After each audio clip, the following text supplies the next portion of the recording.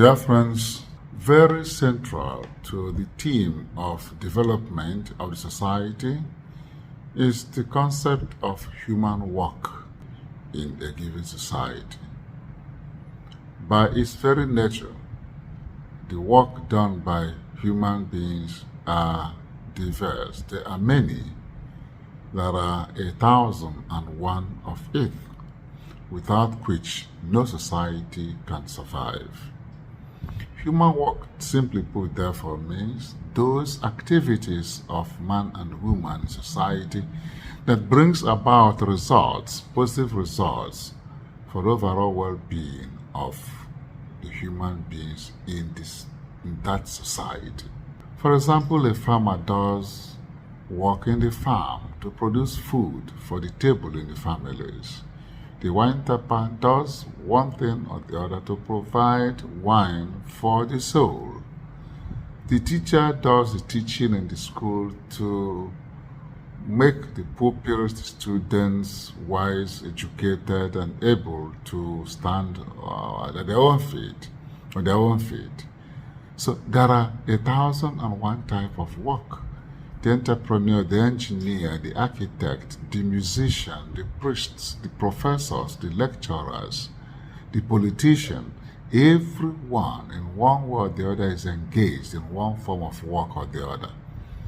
And without these engagements, no human society can thrive.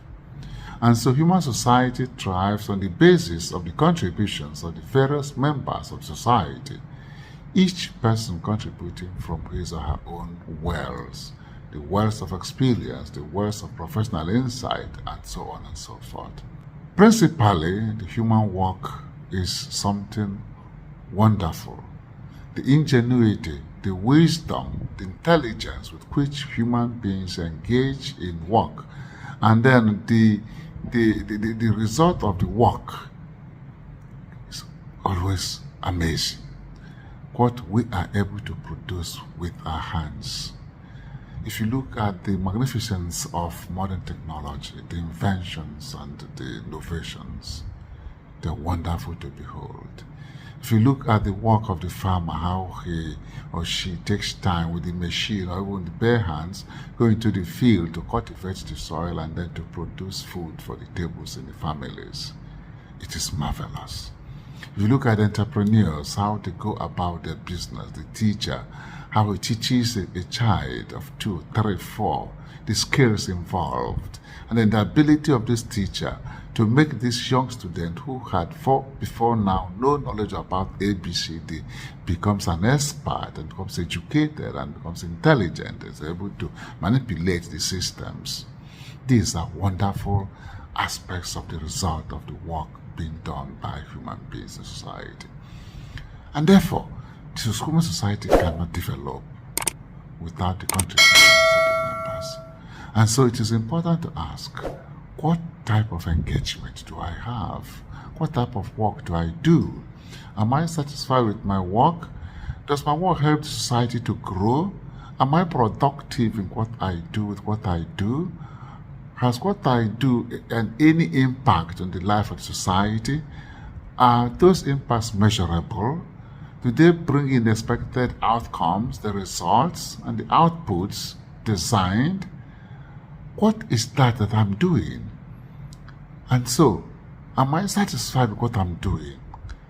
In that sense, it becomes very, very interesting to see that human beings to not only produce results, outcomes, but they also improve on their own well-being, improve on their own capacities and their own talents, such that it is not just that they are producing results.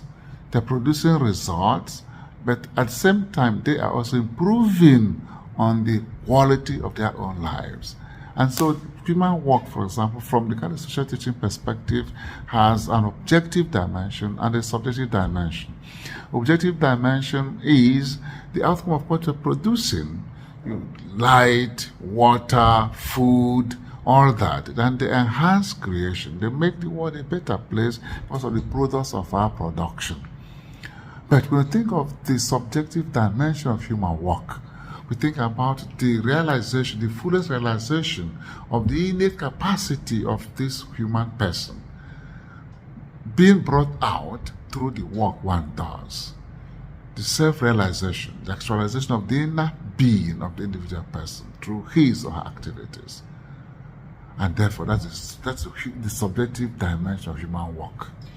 And so the human work we do has two principal dimensions, the subjective dimension and the objective dimension. And these are very important. As time goes on, we're going to tarry on the concept of human work in order to show its relevance and predominant sense of being at the heart of any meaningful development. And the way is also to harp on the point of each individual person being able to contribute in one way or the other to this overall development of the community. And then also to underscore that without the contribution of others, then our enterprise, our effort at development cannot seem to be complete. And that is also why it is very essential that every member of society, in one way or the other, in one big or small way, should contribute to the overall well-being of others through the work we do. The work we do, the work through which we contribute, is also our contribution to making the world a better place. In that sense, we also co-creators with God, where we also contribute to the well-being of the entire creation, where we help God and assist God and work with God in order to make better His creation, since He has made us all in His image and likeness, and imbued in each one of us, each and every one of us, the Spirit that creates and co-creates, that also preserves all creation in their being, in the ways and manners God has destined them. And so, today is an opportunity for all to contribute to the well-being of society through the work we do. And that way we become co-creators with God. We know and find our places today and always. Shalom.